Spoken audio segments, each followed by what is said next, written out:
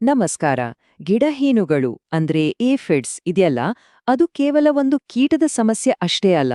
ಅವು ನಮ್ಮ ಬೆಳೆಗಳ ಬಗ್ಗೆ ನಮಗೇನೋ ಒಂದು ಮುಖ್ಯವಾದ ಸತ್ಯವನ್ನ ಹೇಳೋಕೆ ಪ್ರಯತ್ನ ಮಾಡ್ತಿವೆ. ಬನ್ನಿ, ಈ ವಿಶ್ಲೇಷಣೆಯಲ್ಲಿ ಆ ಸೀಕ್ರೆಟ್ ಮೆಸೇಜ್ ಏನೋ ಅಂತ ತಿಳ್ಕೊಳ್ಳೋಣ. ಸರಿ, ಹಾಗಾದ್ರೆ ಒಂದು ಪ್ರಶ್ನೆಯಿಂದ ಶುರು ಮಾಡೋಣ ಅಲ್ವಾ? ಈ ಗಿಡಹೇನುಗಳು ನಿಜವಾಗ್ಲೂ ನಮ್ಮ ಬೆಳೆಗಳ ಶತ್ರುಗಳೇ, ಅಥವಾ ನಾವು ಈ ಸಮಸ್ಯೆನ ನೋಡ್ತಿರೋ ದಾರಿನೇ ಸಂಪೂರ್ಣವಾಗಿ ತಪ್ಪಾಗಿದ್ಯಾ? ಉತ್ತರ ಬಹುಶಃ ನಿಮ್ಮನ್ನ ಆಶ್ಚರ್ಯಗೊಳಿಸ್ಬೋದು. ಗಿಡಹೇನುಗಳು ಕೇವಲ ಕೀಟಗಳಲ್ಲ, ಅವುಗಳು ಮೆಸೆಂಜರ್ಗಳು. ನಮ್ಮ ಬೆಳೆಗಳಲ್ಲಿ ಆಳವಾಗಿ ಬೇರೆ ಏನೋ ಸಮಸ್ಯೆ ಇದೆ ಅಂತ ನಮ್ಗೆ ವಾರ್ನಿಂಗ್ ಕೊಡ್ತಿವೆ. ಅವು ಕೊಡ್ತಿರೋ ಆ ವಾರ್ನಿಂಗ್ ಏನು, ಆ ಸೀಕ್ರೆಟ್ ಏನು ಅನ್ನೋದನ್ನೇ ನಾವಿವತ್ತು ನೋಡ್ಬೋದು. ಸರಿ, ಮೊದಲನೇದಾಗಿ ನಾವು ಗಿಡಹೇನುಗಳನ್ನ ನೋಡೋ ರೀತಿಯನ್ನೇ ಸ್ವಲ್ಪ ಬದಲಾಯಿಸೋಣ. ಅವು ಪ್ರಾಬ್ಲಮ್ ಅಲ್ಲ, ಬದಲಾಗಿ ಒಂದು ದೊಡ್ಡ ಪ್ರಾಬ್ಲಮ್ನ ಸಿಗ್ನಲ್ ಅಷ್ಟೇ. ಸಾಮಾನ್ಯವಾಗಿ ನಾವು ಗಿಡಹೇನುಗಳನ್ನ ನೋಡಿದ ತಕ್ಷಣ ಅಬ್ಬಾ, ಇವುಗಳೇ ಸಮಸ್ಯೆ ಅಂತ ಅನ್ಕೋತೀವಿ. ಆದ್ರೆ ನಿಜವಾದ ಸತ್ಯ ಬೇರೆನೇ ಇದೆ. ಗಿಡಹೇನುಗಳು ಯಾವಾಗ್ಲೂ ಆಗ್ಲೇ ವೀಕ್ ಆಗಿರೋ ಗಿಡಗಳನ್ನ ಮಾತ್ರ ಅಟ್ಯಾಕ್ ಮಾಡ್ತವೆ. ಹಾಗಾಗಿ ಅವು ಸಮಸ್ಯೆ ಅಲ್ಲ, ಸಮಸ್ಯೆಯೇ ಒಂದು ಲಕ್ಷಣ ಅಷ್ಟೇ. ಹಾಗಾದ್ರೆ ಗಿಡಹೇನುಗಳು ಒಂದು ಗಿಡವನ್ನ ಯಾಕೆ ಟಾರ್ಗೆಟ್ ಮಾಡ್ತವೆ? ಕಾರಣ ಇರೋದೇ ಗಿಡದ ರಸದಲ್ಲಿ. ಅದರಲ್ಲಿ ಫ್ರೀ ಅಮೈನೋ ಆಸಿಡ್ಸ್ ಹೆಚ್ಚಾದಾಗ ಗಿಡಹೇನುಗಳು ಆ ಕಡೆ ಆಕರ್ಷಿತವಾಗ್ತವೆ. ಇದು ಸಾಮಾನ್ಯವಾಗಿ ನಾವು ಜಾಸ್ತಿ ಸಾರಜನಕ ಬಳಸೋದ್ರಿಂದ, ಗಿಡದ ಬೇರುಗಳು ಒತ್ತಡಕ್ಕೆ ಸಿಲ್ಕೋದ್ರಿಂದ ಅಥವಾ ಮಣ್ಣಲ್ಲಿರೋ ಸೂಕ್ಷ್ಮಾಣುಜೀವಿಗಳು ಹಾಳಾಗೋದ್ರಿಂದ ಆಗತ್ತೆ. ಅಂದ್ರೆ ನಮ್ಮ ಕೃಷಿ ಪದ್ಧತಿಗಳೇ ಒಂದು ರೀತಿ ಗಿಡಹೇನುಗಳಿಗೆ ರೆಡ್ ಕಾರ್ಪೆಟ್ ಹಾಕಿ ಕರಿತಿದಾವೆ ಅನ್ಬೋದು.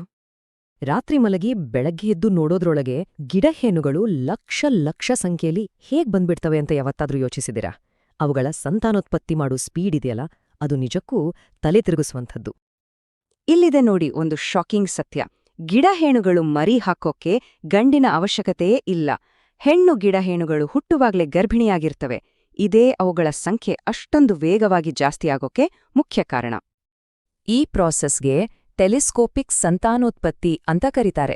ಅಂದ್ರೆ ತಾಯಿಯ ಹೊಟ್ಟೆಯಲ್ಲಿರೋ ಮರಿ ಇದೆಯಲ್ವಾ, ಆ ಮರಿ ಹೊಟ್ಟೆಲಿ ಆಗ್ಲೇ ಅದರ ಮುಂದಿನ ಜನರೇಷನ್ ಇರುತ್ತೆ. ಇದು ಒಂದ್ರೊಳಗೆ ಇನ್ನೊಂದು ದೂರದರ್ಶಕ ಇದ್ದ ಹಾಗೆ. ಅಂದ್ರೆ ಒಂದೇ ಒಂದು ಹೆಣ್ಣು ಗಿಡಹೇನು ತನ್ನ ಲೈಫ್ ಟೈಮ್ನಲ್ಲಿ ಸುಮಾರು 50-100 ಮರಿಗಳಿಗೆ ಜನ್ಮ ಕೊಡುತ್ತೆ.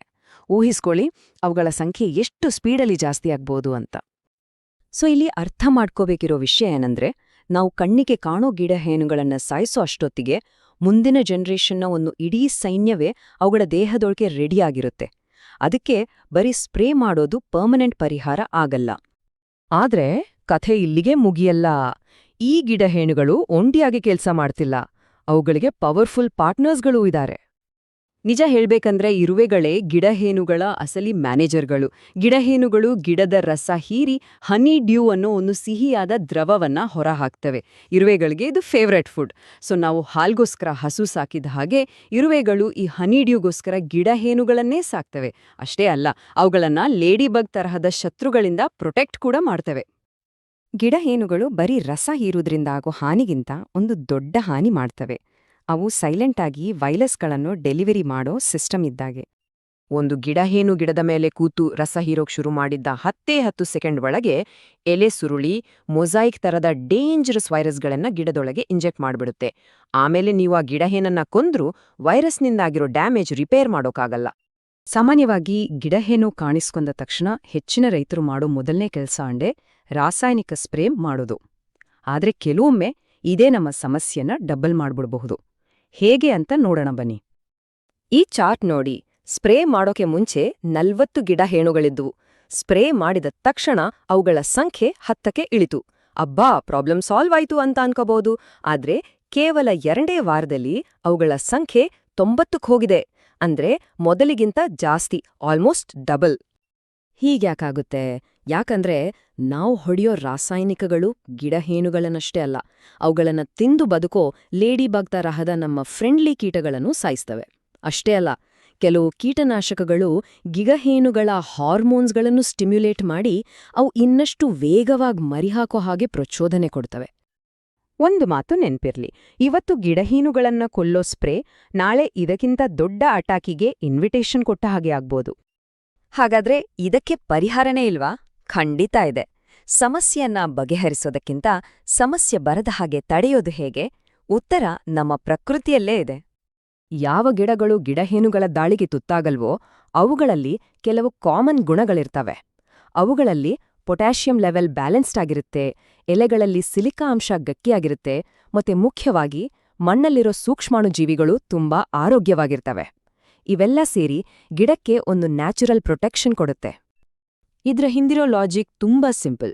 ಒಂದು ಗಿಡ ಪೂರ್ತಿಯಾಗಿ ಆರೋಗ್ಯವಾಗಿದ್ದಾಗ ಅದರ ರಸ ಗಿಡಹೇನುಗಳಿಗೆ ಕಹಿಯಾಗಿರುತ್ತೆ. ಕಹಿ ರಸ ಅಂದ್ರೆ ಅವುಗಳಿಗೆ ಇಷ್ಟ ಆಗಲ್ಲ, ಸೊ ಅವು ಆ ಗಿಡದ ಹತ್ರ ಕೂಡ ಬರೋದಿಲ್ಲ.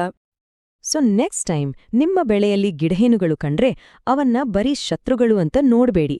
ನಿಮ್ಮ ಬೆಳೆಯ ಆರೋಗ್ಯದಲ್ಲಿ ಎಲ್ಲೋ ಏನೋ ಸರಿ ಇಲ್ಲ ಅಂತ ಪ್ರಕೃತಿ ಕೊಡ್ತಿರೋ ಒಂದು ವಾರ್ನಿಂಗ್ ಬೆಲ್ ಅದು. ರೈತರಿಗೆ ನೇರವಾಗಿ ಉಪಯೋಗಕ್ಕೆ ಬರೋ ಇಂಥ ಪ್ರಾಕ್ಟಿಕಲ್ ಮಾಹಿತಿಯನ್ನ ಇನ್ನಷ್ಟು ನಿಮ್ಮ ಮುಂದೆ ತರಲು ನಿಮ್ಮ ಪ್ರೋತ್ಸಾಹವೇ ನಮ್ಗೆ ಮುಖ್ಯ.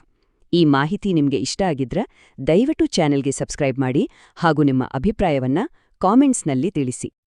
ಮುಂದೆ ನಾವು ಯಾವ ಕೃಷಿ ವಿಷಯದ ಬಗ್ಗೆ ಮಾತಾಡಬೇಕು, ನಿಮ್ಗೆ ಕಾಡ್ತಿರೋ ಪ್ರಶ್ನೆಗಳೇನು, ನಿಮ್ಮ ಸಲಹೆಗಳನ್ನ ಕೆಳಗೆ ಕಮೆಂಟ್ಸ್ನಲ್ಲಿ ಖಂಡಿತ ತಿಳಿಸಿ. ಎಲ್ಲರ ಕಮೆಂಟ್ಗಳನ್ನು ನಾವು ಓದ್ತೇವೆ. ಧನ್ಯವಾದಗಳು.